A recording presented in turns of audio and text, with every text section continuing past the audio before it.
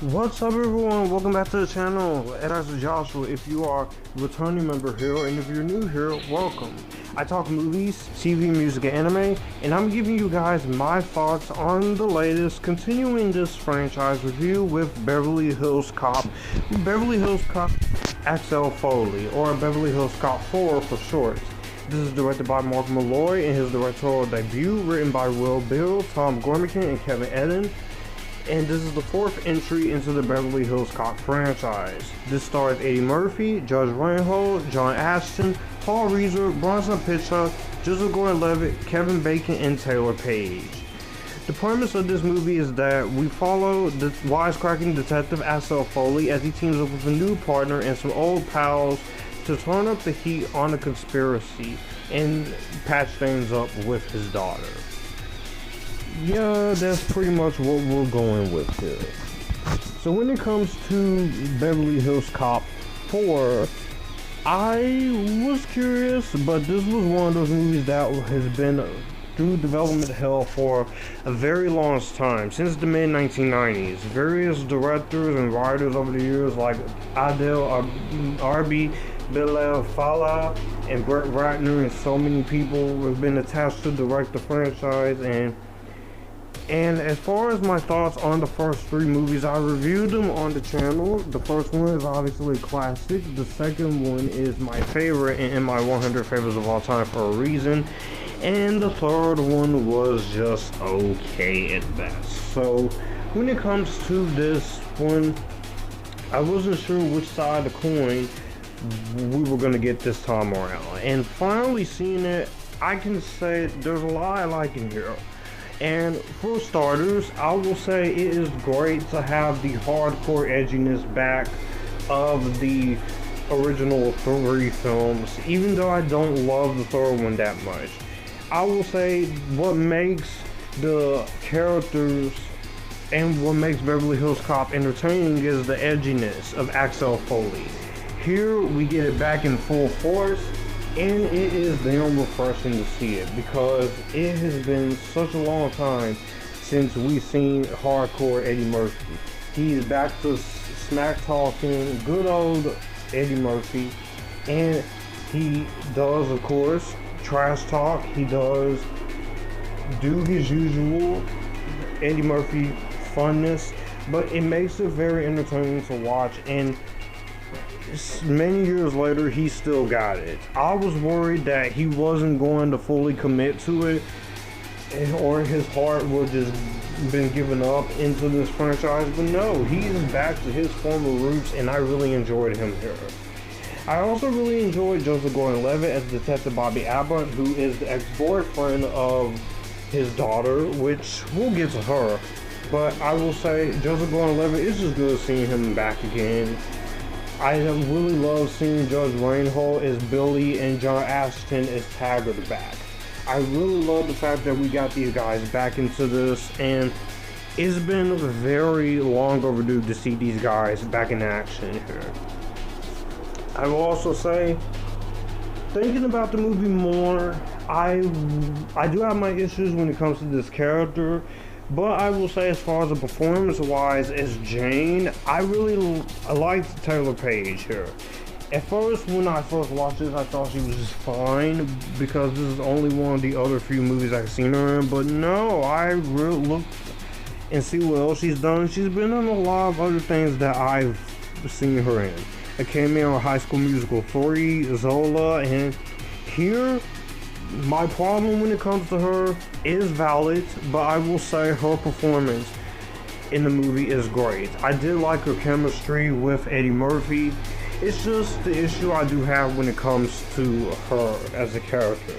And Kevin Bacon, he does good as a villain, despite my issues with him, of course. The budget for the movie is $150 million, and it is on screen, despite the fact it does not feel like it.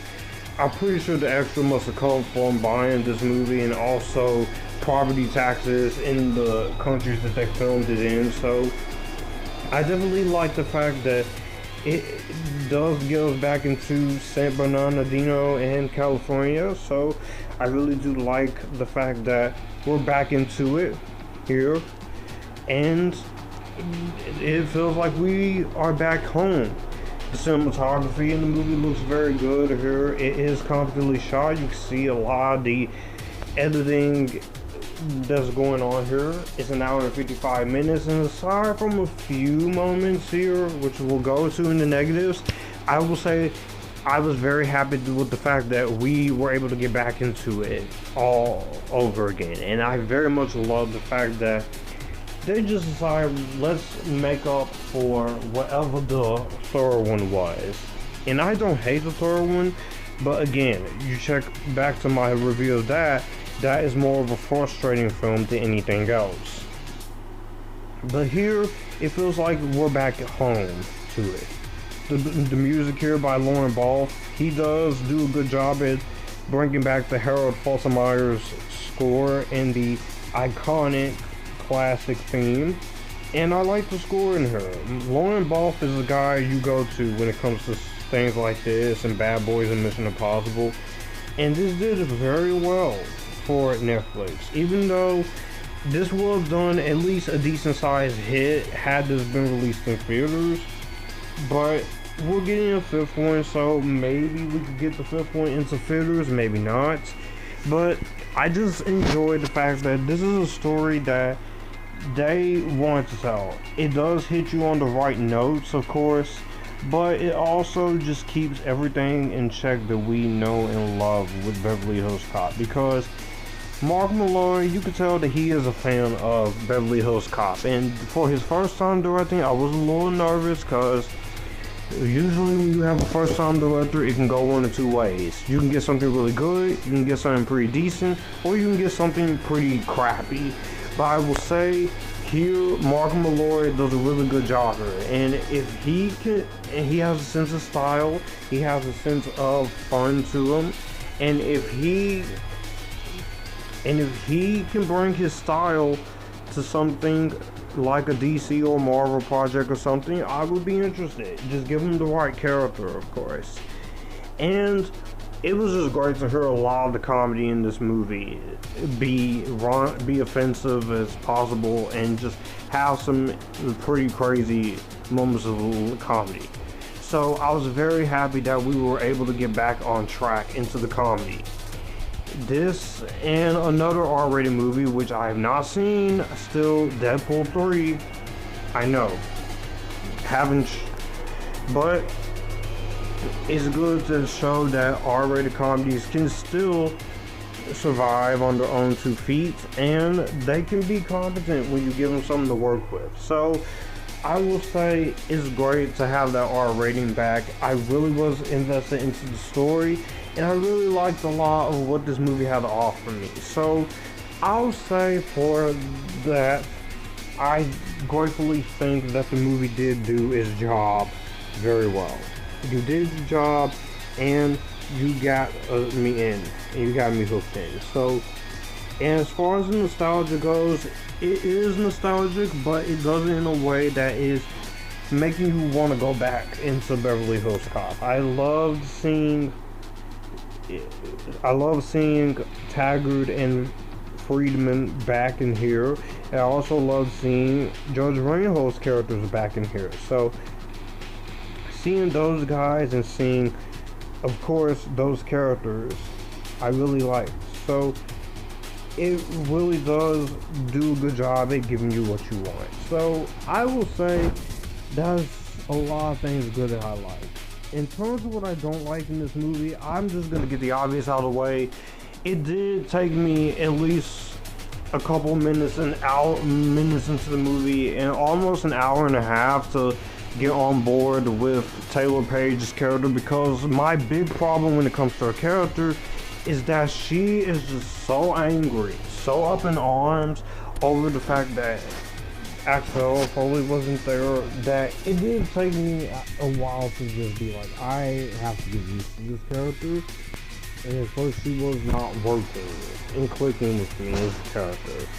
And also I will say another one of the bigger issues when it comes to this is that there are some jokes here that wasn't 100% funny. Some of the comedy doesn't always really land, but a lot of the comedy really did land.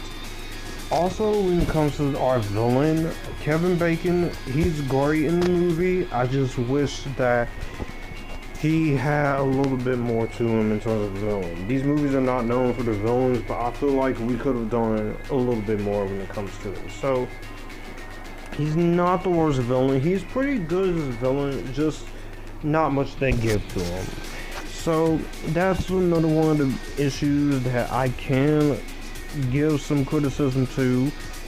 And I will say, there is a point in this movie where it was a little slow, because of the fact that we are constantly going back to this whole thing with Axel Foley and his daughter. I get why it's in there, and it does have a pretty good payoff, but I will say it kind of, there's a way we could have done this a little better if we had like a scene with what is it that they do explain what it is that caused them to have friction with each other, but that just kind of is a little fluster.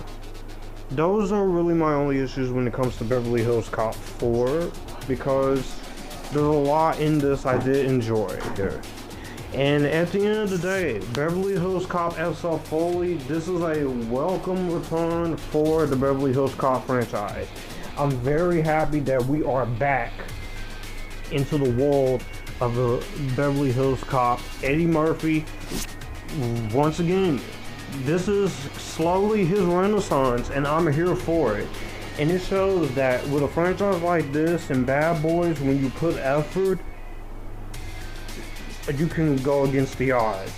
I'm very hopeful, and I'm hoping that Mike Myers does get that Austin Powers 4 off the ground, because I want to see what he can do and what he wants to tell. If you have not seen this, I would recommend it, but if you are someone who's not a fan of these franchises or not an Eddie Murphy fan, this is not going to be the movie for you. But I had a great time with this. Well, that's going to do it for the video that you just watched. If you want to see more, my channel icon is up here. If you want to see more content from me, all my social medias are right here in this end card. I will also leave a playlist and a video here for you to see what the channel is about. As always, acknowledge me, stay epitastic, join the Epictasticness, and you guys keep it cool.